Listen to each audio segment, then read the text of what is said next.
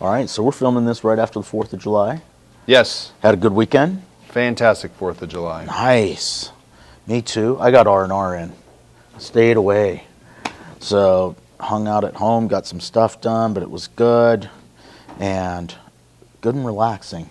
Yeah, I don't know what you consider R&R, because I got some things done at home, but that's not R&R to me. Oh, it was R&R sitting for around me. doing nothing. Oh, no, it was R&R. I was tinkering with the Mustang all weekend, so Nice. that was good R&R for me. So, yeah, it was funny because we were talking about whether or not the auto parts store should be open for the 4th of July. Yeah, I made 4 visits to the auto parts store. Answer? Yes. Yeah, exactly. So, so thank you for opening. But this week's episode is about kind of covering yourself. CYA. Yeah.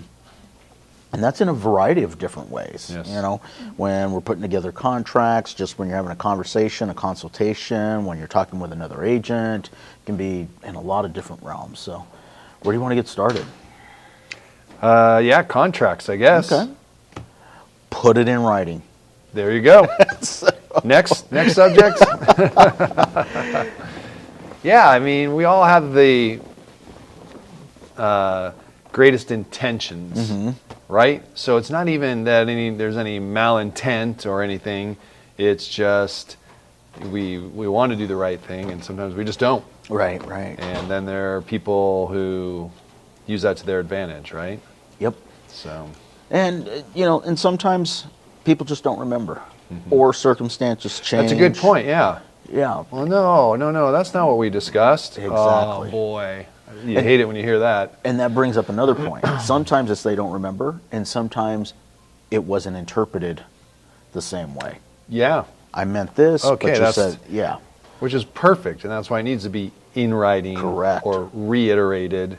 Like I put in one of my videos recently is when you have a telephone conversation with someone, especially about something where you're making some sort of decision, to send that email out. And I think you and I discussed this on a previous video and it doesn't even matter if that person responds. Correct. It's the fact that you sent it, and if they don't respond, that's their acknowledgement of, yep, that's what we discussed on the phone. Exactly. Thank you for the conversation today, Travis, and picking up and taking my phone call.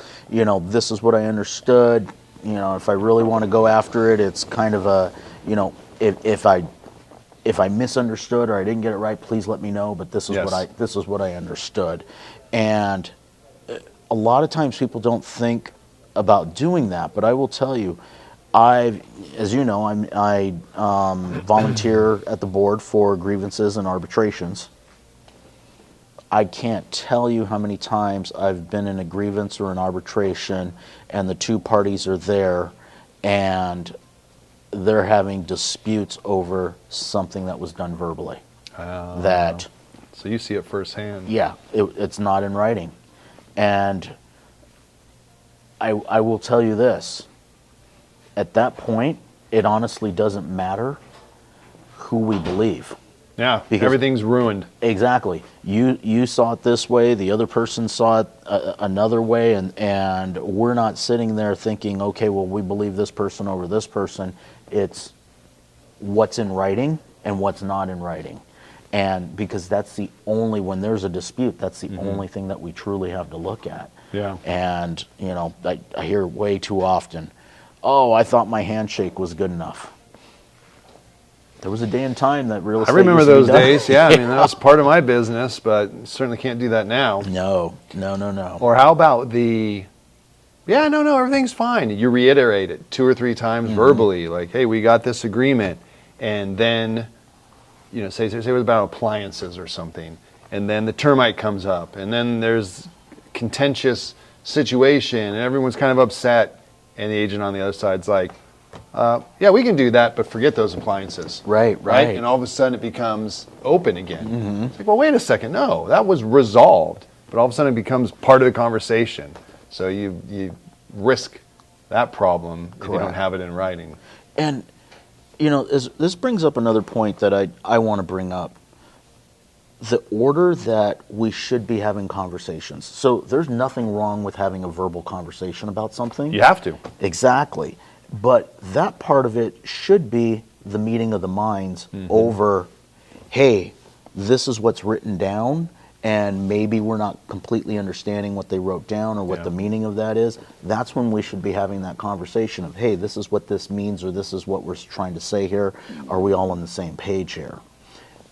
That's a good example of, hey, verbal communication, which is necessary in our business, but doing it in the right order, and you've got something that's still in writing that you're relying on. Backing it up. Exactly.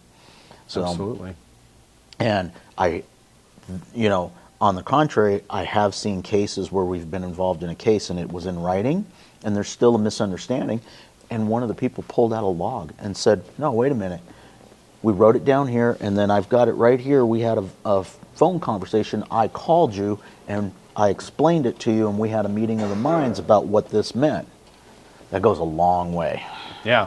It's hard for people to understand that, because it's like, what do you mean? It's like in pencil, or it's just kind of random, but it does hold weight. It does. We've seen judges look at that, and I think it does help tilt it in your favor. Exactly. So on that note, I think CYA, a lot of that is the conversation log, right? Correct. And we used to do it on the inside of a file. I used to always put a sheet of paper in there and try to make notes. And it really doesn't matter how you do it. I think what's important is that you do it. Yep. And I think the best way to make sure that it happens is that you find, I'm going to say it, a system to do it. And by system, I just mean you know what you're going to do every time. Because when one time we scratch on a sticky and stick it in a file, and the next time we send ourselves an email as a reminder, and the third we're like, no, I always wanted to use Evernote. I'm going to start doing it in there. And now you've got notes everywhere that you can't find and you don't know what's going on. That's a problem. So it really doesn't matter how you do it. You want to do sticky notes? I'm not going to suggest that, but it's certainly one way to go about doing it. But pick a path and just say, this is how I do it. You could even say, hey, I'm just literally going to email myself every time something happens. At the inspection today, seller made that comment about this thing that we had a question about. This is what they said. Right. Boom, send. And then, you may even have a filter in your email that every time you send one of those in, it automatically puts it in a file for that transaction. I think that's, that's a lot of work for a note system, but it's something. Or you just open up a file, whether it be in Evernote or in Google Docs or whatever you like, and just use that continually for that transaction. One of the things that keeps going through my mind is that this is probably one of the biggest weaknesses that I see in our industry. How often do you get somebody that a problem has occurred and then they're sitting down with you and they're trying to go over everything, and they shoot you screenshots of 40 text messages and then forward you 200 emails and throw it all together, and the timelines don't match, and you're sitting there looking at this thing thinking, what am I looking at? Right. Exactly. Yes, I have been there. And, the problem with that is it's fantastic when there's no problems or nothing happens in a transaction, that something doesn't happen or there's no dispute. But when there's a dispute and you're trying to make sense of all of that, now you're trying to explain exactly what happened and when it happened, and no, this was here and this was there. And there's an easy way to eliminate that is make sure that you're consistent in how you communicate. Keep it one way. Okay, you text message, that's fine. You move that over to an email right then so everything stays in the right chain. Or, technology nowadays. How easy is it to grab your phone and just make a video record or make a voice recording of yourself? Hey, I had a conversation with Travis. Today's date is this, and this was the subject matter. Boom. And I'm done. And now I have some type of timeline of everything and what's going on. And I can't emphasize this enough. The more prepared you are, the better it looks when there's a dispute. Absolutely. But that's the problem. You don't see the value until it's too late. Wow. God, I wish I had those notes. Right. And then you do have the notes and you realize, wow, that really saved my bacon. Correct. It's kind of, you know what? airbags provides no value to me until I run into another car. So, and at that point, it's a lifesaver. Yeah. So, No, that's a very good point. so a couple of other ways that you can cover yourself. Gosh, I'm trying to think. I just had that video and I can't remember what I put in it. So we talked a little bit about conversations going back and forth between agents. Yes. Conversations with your clients and making sure that those things are taken care of. Oh, yeah. Want to get into kind of the minutia of it. Things such as you're trying to advise someone of something and they're just flat out not going to do it. Mm-hmm. You might want to have a note about that. Absolutely. And the most obvious example is going to be inspections. No, we don't need an inspection. I mean, that's like the number one thing. Right. Don't ever buy a house without having inspected it.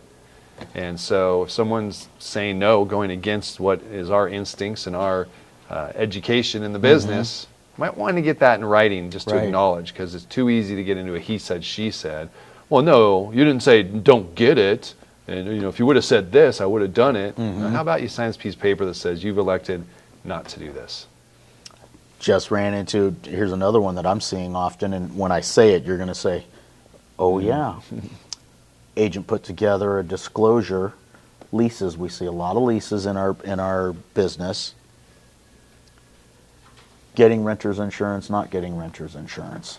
And it's always recommended, but whether or not the people do it or don't do it, this agent had a situation where there was a dispute going on, and so they decided that, hey, every single time they do a lease now, they've just added a disclosure in there that you've been advised and you're going against the advice if you're choosing not to enforce the renter's insurance. Because a lot of times it's really the landlord that doesn't enforce that policy if they really want it or don't want it.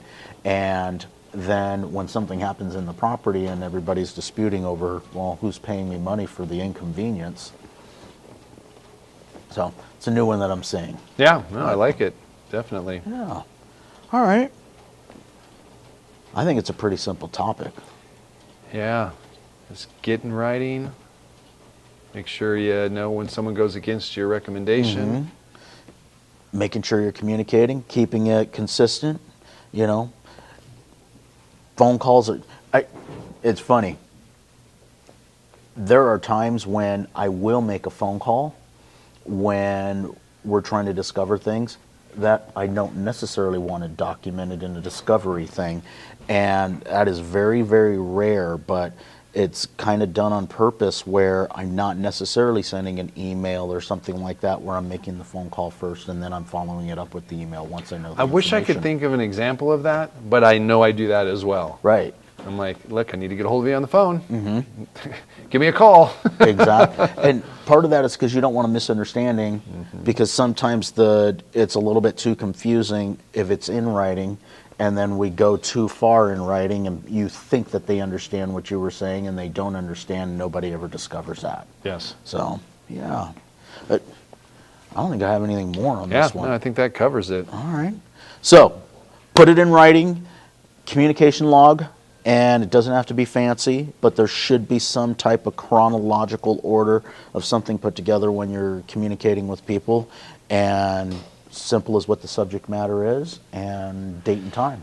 And it's a habit, so it takes time. It does. We got to do it for a couple transactions before it's going to feel smooth at all. So don't give it up just because halfway through one transaction you're feeling like it's a little difficult, because it's going to, right? It's like anything. But that's like changing the oil. Change it now and do it over and over again, and you'll be great or happy that you did. Yeah. So, all right. Thank you guys, everybody, and have a fabulous July halfway through the year. Yes. Crazy. Feeling good. Yeah. Let us know what you think. Boy, your phone's going crazy today. Let us know what you think. Hit the subscribe button, share, please, comment, and look forward to seeing you guys again soon. Adios.